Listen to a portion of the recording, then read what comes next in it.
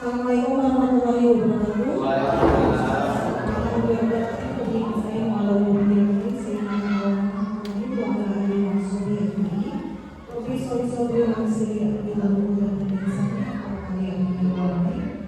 Di sini hari ini Rabu tanggal 3 September 2025 izin memaparkan hasil pembelajaran saya selama 6 hari dalam konten pembelajaran negara di SDN 1 Bukan. Materinya adalah pembelajaran negara. Tindak lanjut dari pelatihan pembelajaran negara selama 6 hari kemarin. Di sini ada kerangka pembelajaran mendalam. Yang pertama adalah dimensi kelulusan dengan rumus 8 dimensi kelulusan, 3 prinsip pembelajaran, 3 pengalaman belajar, dan 4 kerangka pembelajaran. Ingatkan ya teman-teman. 8 dimensi kelulusan kita sudah diperbaharui sesuai dengan versi yang sekarangnya. Bisa dilihat ada 8. Selanjutnya ada 3 prinsip pembelajaran mendalam. Yang pertama adalah berkesadaran, bermakna, serta menggembirakan. Aspek-aspeknya bisa dilihat oleh kita sendiri, yaitu pertama adalah pola pikir atau intelektual. Selanjutnya pola pikir olah rasa, olahraga, dan olah hati. Selanjutnya adalah pengalaman belajar. Dilanjutkan dengan pengalaman belajar untuk pengalaman belajar, yaitu pertama adalah bagaimana peserta ini membangun pemahaman luas dari berbagai sumber, yaitu teori, diskusi, dan multimedia. Selanjutnya adalah berkaitan dengan pengetahuan foundational, applied, dan humanistik. Selanjutnya tambahan grafik siklus belajar, contoh diagram yang menunjukkan awal siklus di pembelajaran.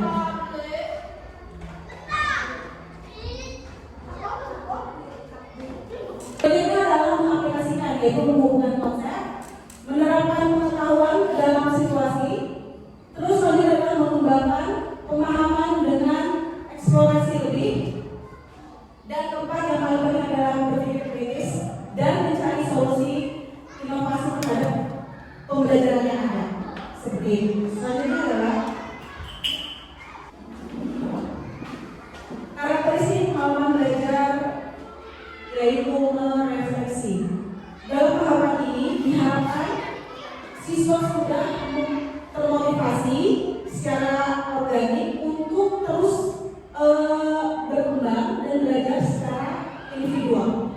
Selanjutnya siswa itu sudah merefleksikan terhadap pencapaian tujuan pembelajaran yang kita sajikan melalui evaluasi diri. Selanjutnya menerapkan strategi berpikir, memiliki kemampuan mengkondisi metakognisi. Selanjutnya adalah meregulasi emosi dalam pembelajaran. Dan terakhir adalah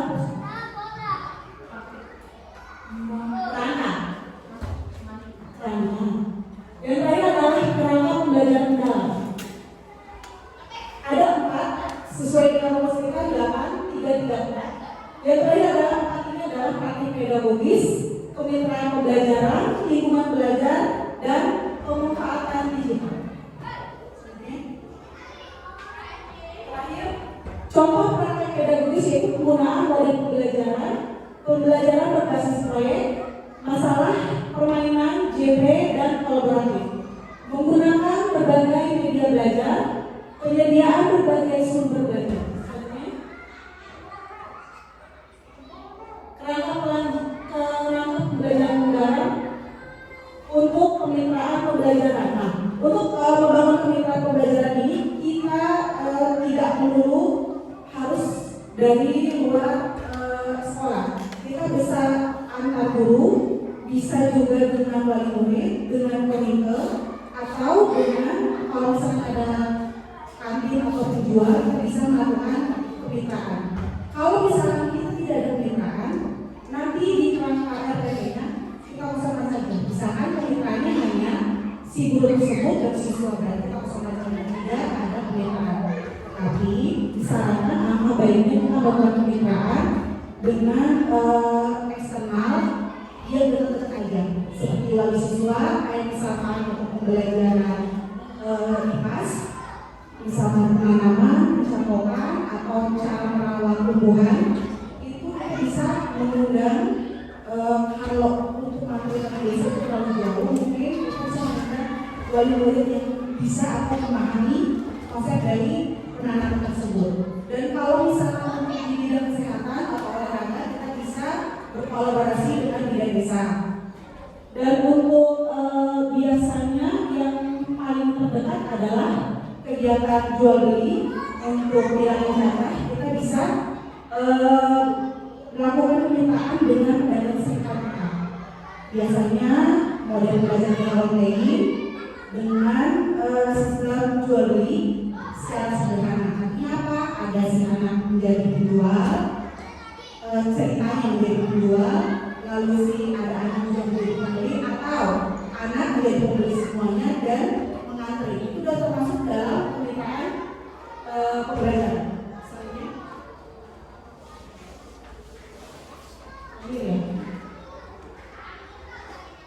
Oh iya, lingkungan belajar, lingkungan pembelajaran. Nah, lingkungan pembelajaran ini kita tidak harus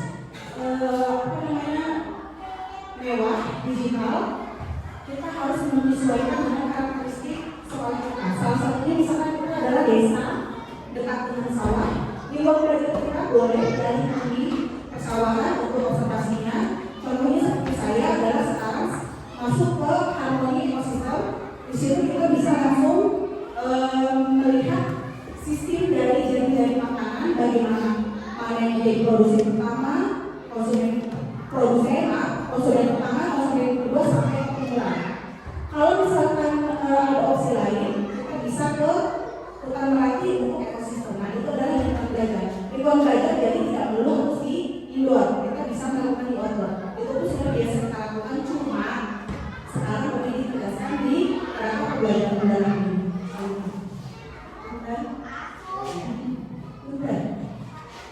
Oke. Yang terakhir adalah pemanfaatan digital.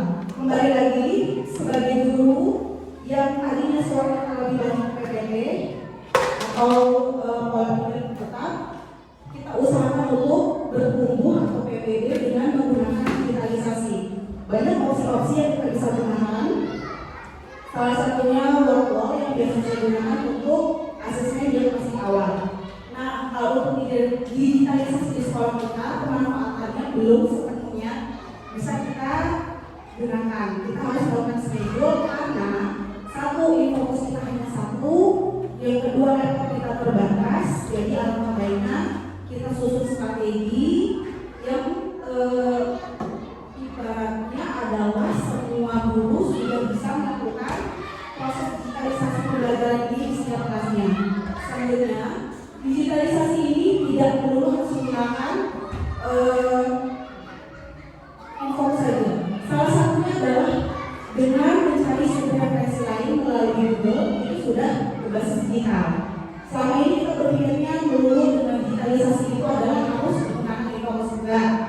Karena apa? Referensi tadi referensi kedua seperti PPT, mencari PPT, gambar yang akan kita tampilkan untuk pertanyaan pemantik, itu kan biasanya kita mencari di Google. Nah, itu berarti kita sebagai guru sudah berkembang menjadi PPD dengan menggunakan digital sebagai sumber referensi.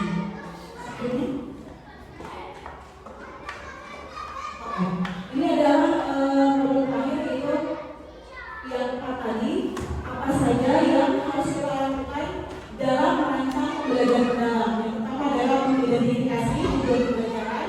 Yang kedua adalah desain pembelajarannya, strategi apa yang akan kita gunakan, pendekatan apa yang kita gunakan.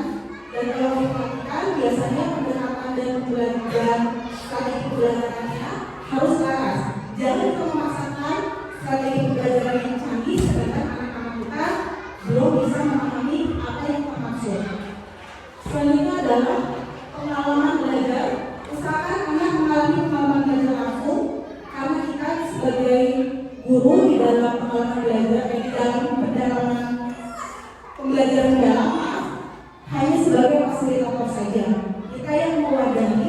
kegiatan anak, tetapi anak yang menjadi peserta dari pembelajaran tersebut. Yang terakhir adalah asesmen. Asesmen itu jangan lupa asesmen sikap dan asesmen penilaian juga. Jangan lupa kita melihat perkembangan anak sesuai dengan tingkatannya. Dan kita samakan seperti kelas saya, ada yang belum membaca dengan lancar, kita samakan dengan yang sudah lancar membaca. Jadi asesmen kita harus tetap berdiferensiasi supaya tercapai dari apa yang kita tampilkan di awal itu selaras dan dapat di hasil akhirnya. Sekian dari saya, mungkin ada beberapa pertanyaan.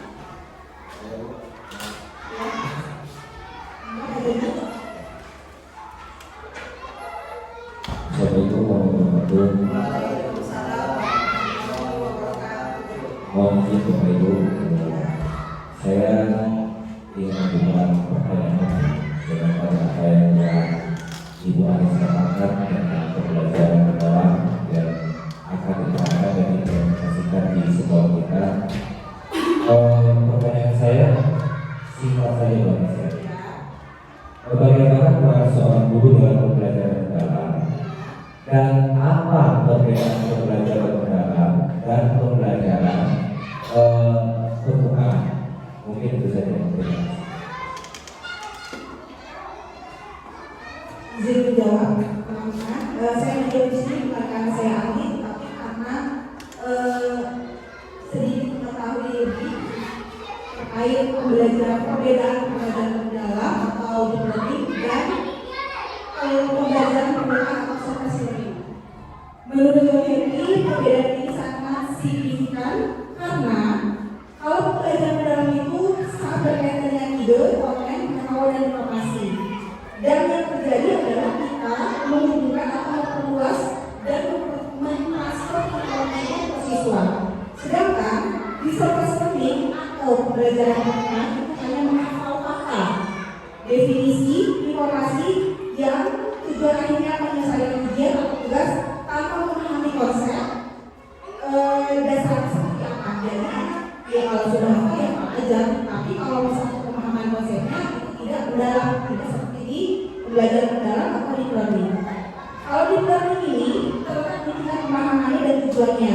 Biasanya di pembelajaran mendalam mendorong pemahaman konseptual, analisis, dan aplikasi pengetahuan, sementara di surface learning itu atau pembelajaran permukaan hanya fokus pada hafalan saja, fakta untuk mengurus ujian atau menyelesaikan tugas tanpa pemahaman mendalam. Terima kasih. Gimana Pak? Jadi bisa dulu. Apa ada yang baru? Mana?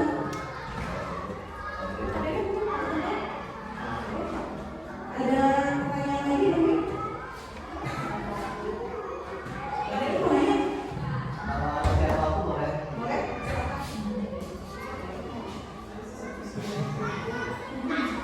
Terima kasih saudara Bu Anis. Assalamualaikum warahmatullahi wabarakatuh. Izin pertanyaan terkait pembelajaran. Saya ingin tahu indikator pencapaian pembelajaran mendalam itu tidak berhasil. Indikator pencapaian, pencapaian kalau pembelajaran mendalam itu berhasil itu seperti apa? Kalau secara teori yang saya dapat, secara teori ya Pak, saya belum mengaplikasikan secara langsung. Kalau keberhasilan dari pembelajaran mendalam yang kita nampak, itu biasanya akan memahami konsep, walaupun kembali lagi kita menyediakan asesmennya berdiferensiasi. Artinya apa? Misalkan si tingkatan pertama, contoh dari kelas saya, Saskia dan Fahri itu belum lancar membaca. Tapi kami sudah masuk ke harmoni ekosistem. Anak dengan tugasnya, dengan perbedaan tugas, maaf, misalnya Saskia dan Fahri diberikan tugas hanya menyebutkan ini hewan apa. Kalau dia sudah tahu ini hewan apa, terus jenis makanannya apa, saya akan sudah tuntas karena sinkron dengan tujuan pembelajaran di awal. Nah, sedangkan untuk yang tingkat sedang seperti Amel, Baroka, Hilmi, dia mengetahui si produsen itu termasuknya adalah tumbuhan hijau, si konsumen tidak satu masuknya herbivora, dia sudah bisa mengelompokkan dan sudah pun pasti sesuai dengan kesesuaian tujuan belajar. Sedangkan untuk yang tingkat mahir seperti Cahya, Azril, Is, mereka sudah bisa membuat badan atau siklus dari masing-masing ekosistem. Kita biasanya membuat dua ekosistem perbedaan, ekosistem Tuhan yang biasanya ketemu atau yang terdapat di sekeliling siswa kita. Jangan muluk-muluk, jangan sampai kita nekat dengan membuat ekosistem laut. Karena apa? Lautnya jauh. Otomatis anak-anak tidak mau bisa observasi langsung atau melihat secara langsung bisa bersih hewan-hewan yang ada di laut. Walaupun besar kemungkinan mungkin tapi kita jangan sampai memunculkan ekosistem bukan nggak mau munculkan ekosistem yang jauh. Kalau ada itu sesuai dengan belajar dalam bukan belajar yang dapat tidak dari siswa menjadi pengalaman langsung dalam proses pembelajarannya terlihat dan menjadi satu pengalaman untuk pembelajaran tersebut. Terima kasih. Iya, terima kasih ya. Oke, saya rasa ada tambahan mungkin dari Bapak Alfa. Mau bertanya nih, Bu?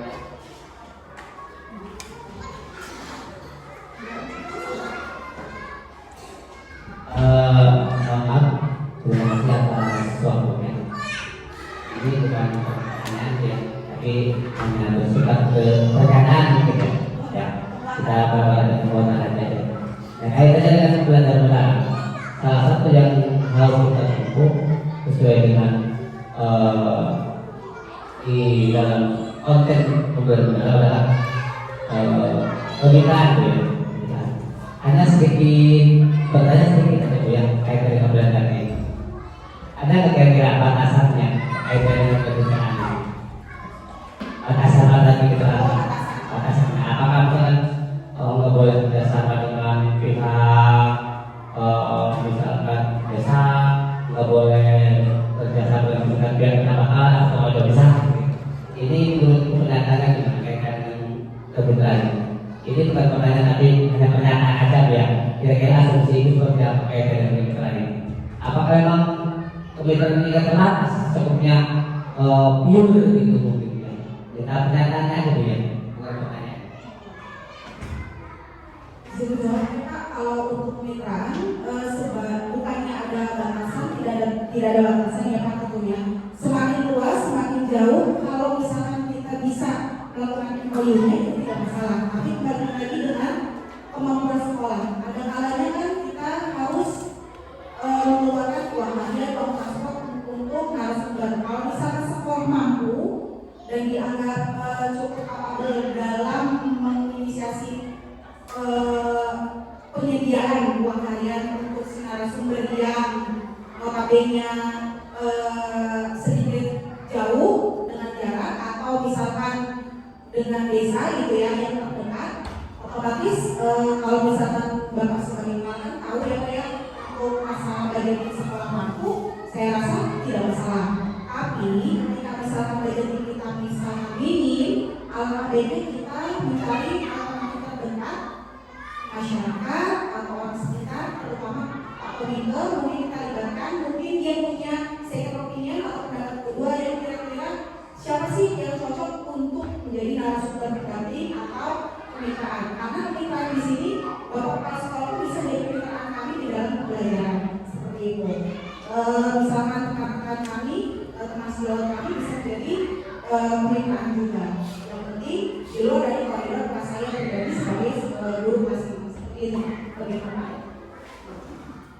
Terima kasih Bu ya, sangat puas sekali Bu ya. Satu lagi Bu, kaitan dengan kita.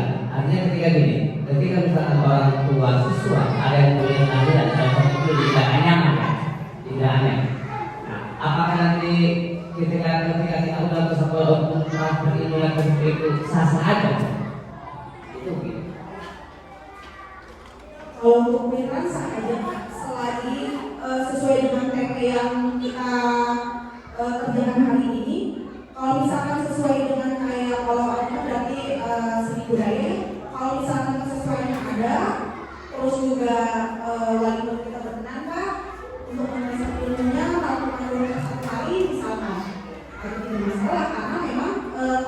sudah dari eksternal ya Kak. Nah gitu. Kalau misalkan eksternalnya dari guru, misalkan saya kelas 5, ada kebetulan kami dalam menjadi narasumber kami di kelas 5, itu juga bisa sebenarnya dengan opsi terdekat. Tapi kalau misalkan lebih jauh jangkauannya, kayak misalkan dari mengenal guru tersebut menjadi narasumber kita atau sumber belajar kita, itu lebih baik lagi karena memang seharusnya dan idealnya si pemikiran itu memang lebih luas semua. Terima kasih. Sama-sama. Ada lagi yang mau ditanyakan? Cukup. Mohon kiranya dimaafkan jika penjelasan saya terlalu cepat, jika penjelasan saya kurang berkenan, apalagi kontennya tentang pembelajaran mendalam mungkin dalam kapasitas saya Low battery, please charge. hanya sebatas masih baru menjadi murid di pembelajaran mendalam. Mungkin yang hal baik yang bisa kita adopsi, kita aplikasikan, dan yang keburukannya